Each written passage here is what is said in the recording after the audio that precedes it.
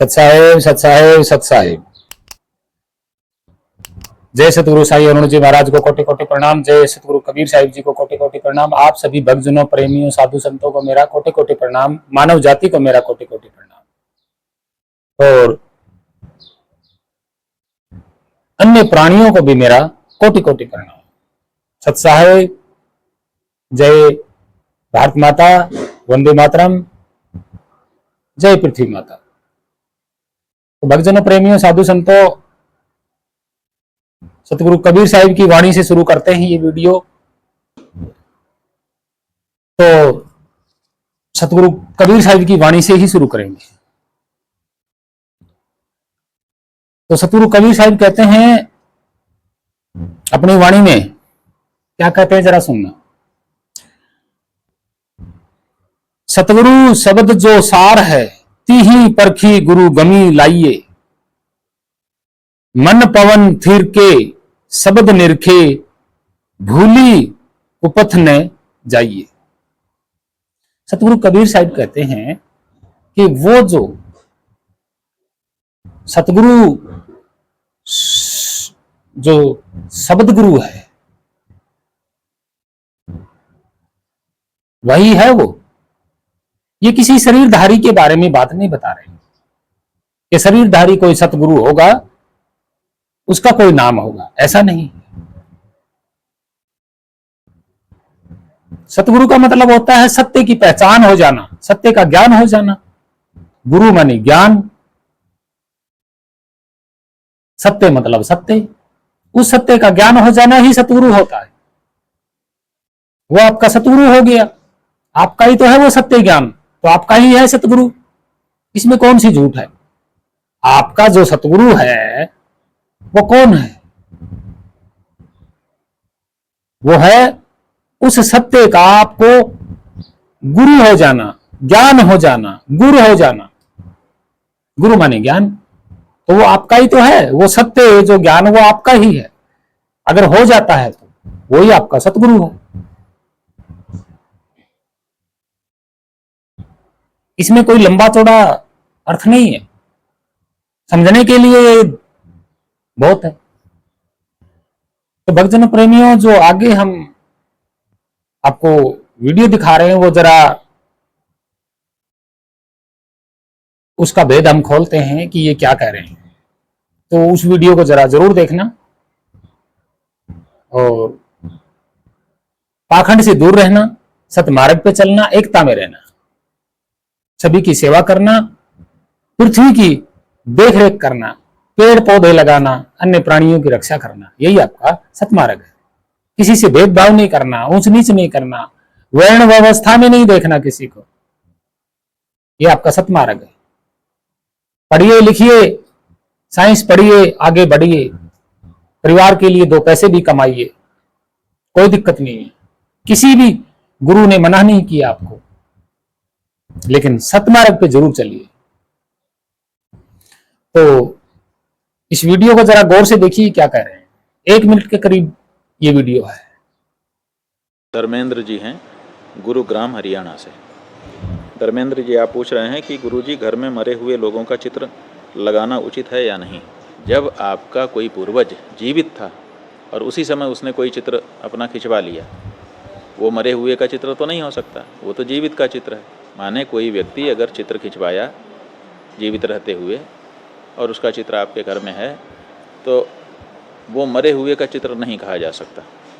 यद्यपि खिंचवाने के बाद वो समय पर मृत्यु भी उसको प्राप्त हो गई, मर गया, लेकिन चित्र तो मरे हुए का नहीं है ना, चित्र तो जीवित का है। हमारे घर में जो लोग, भक्तजनों, कहने का तात्पर्य यही है इसका, उनके शव का कि किसी ने पूछा होगा, लेकिन जीवित अवस्था में कोई चित्र, जो व्यक्ति गुजर जाता है उसकी तस्वीर लगानी जरूरी है या नहीं।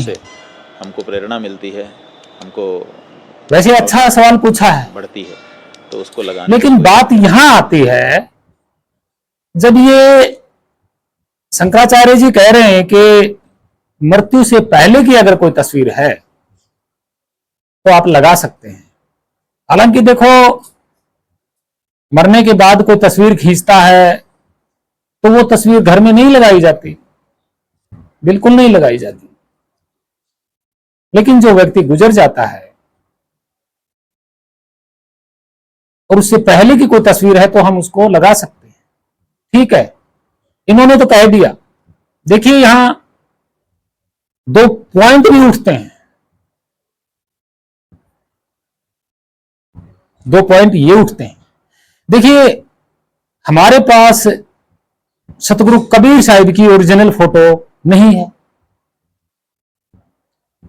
हम तो कहते हैं कि उनके जब शरीर छोड़ने का समय आया, शरीर छोड़ दिया था, उसकी भी फोटो नहीं है हमारे पास। तो ना ही नानक साहिब की कोई फोटो है, ना रविदास जी की कोई फोटो है,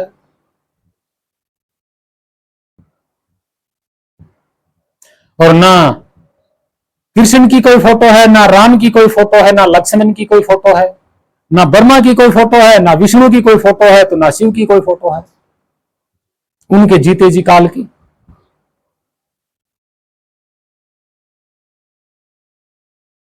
और वो कब हुए तब तो कोई कैमरा भी नहीं था। तो जरा सवाल ये उठता है, तो आज जिस कृष्ण की या राम की, शिव की, ब्रह्मा विष्णु महेश, जितने भी ये देवी देवता हैं, सबकी ये फोटो कहां से आई? भाई उनके जीते जी पहले की तो फोटो है नहीं, तो बाद में कहां से आई?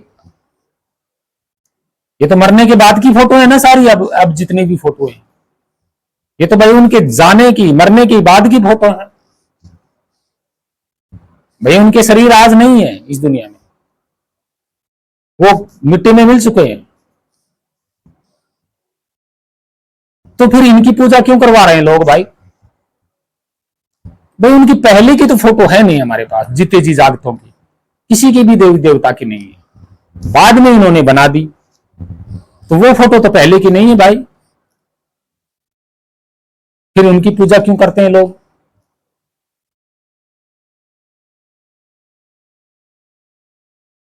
देखिए ये विधान सटीक नहीं बैठता इनका। भाई इनके खुद के जो आदि अनादि काल से इनके जो पूर्व चले आ रहे हैं महान ऋषि बता रहे हैं, ये कोई ऋषि था, कोई अत्रि ऋषि था, कोई अगस्त ऋषि था, कोई कुछ था। अब देखा जाए तो मनु कौन था? ये मनु स्मृति पे चलते हैं, तो मनु कौन था? तो उसकी भी मूर्ति इन्होंने राजस्थान में बनवा रखी है, हाई कोर्ट में मनु की मूर्ति बनवाई थी इन्होंने, लगाई हुई है। तो क्या वो मनु की मूर्ति उनके जीते जी काल की है? बाद की तो कोई मूर्ति भाई किसी की भी नहीं है। तो ये मूर्तियां सारी बाद की जो मूर्तियां हैं, ये क्यों इनको पुजवा रहे हैं? इनके खुद के शंकराचार्य की फोटो इन्होंने लगाई हुई है, जो कि वो ओरिजिनल नहीं है, वो तो बाद में बनाई गई है, उनके शरीर त्यागने के बाद बनाई है। पहले की तो उनकी भी फोटो नहीं है, तो फिर ये क्यों पूजा करते हैं?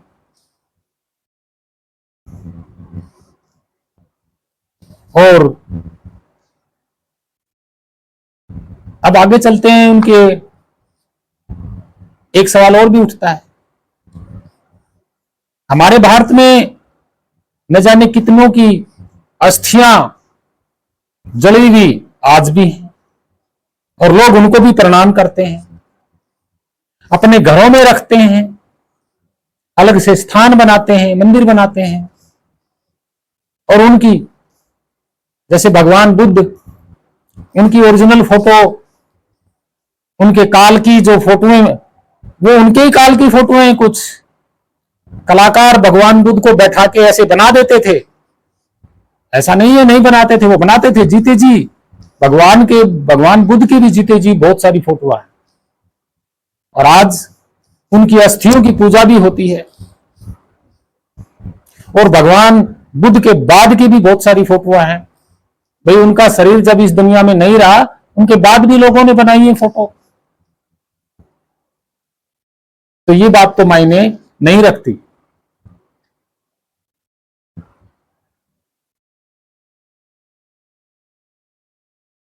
तो भक्तजनों प्रेमियों, कुछ बातें ऐसी होती हैं जिनका हम निर्णय नहीं कर सकते।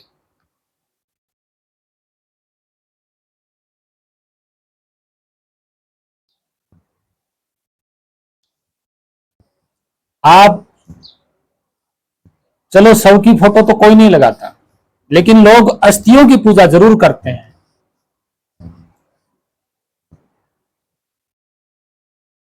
मुस्लिम धर्म में आप देख सकते हो, फोटो तो नहीं होती, लेकिन पूरा का पूरा शरीर ही जमीन में दबा हुआ होता है,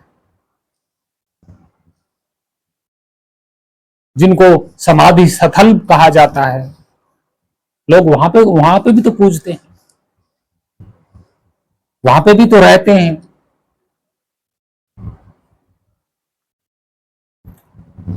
लोग अपने खेत में समाधि स्थल बनवा देते हैं। क्या वो शव नहीं है? वो क्या किसी का शरीर नहीं है? तो ये मैचिंग नहीं हो पाता। तो भक्तजनों प्रेमियों, ऐसी भ्रांतियों से आप जरा मुक्त हो जाएं। और हमारा तो यही कहना है कि भेदभाव में ना रहें, बस सतमार्ग पे चलें, सच्चे सतगुरु की शरण में जाएं। आप जीवन से हो, आदि अनादि काल से आपका कभी कोई जन्म नहीं हुआ, आप अविनाशी हो, अमर हो। तो आशा करता हूं भक्तजनों प्रेमियों, सत्साहिब आप सभी मानव जाति को प्रणाम, सतगुरु साहिब को प्रणाम और अन्य प्राणियों को प्रणाम। जय भारत माता, जय पृथ्वी माता। सत्साहिब।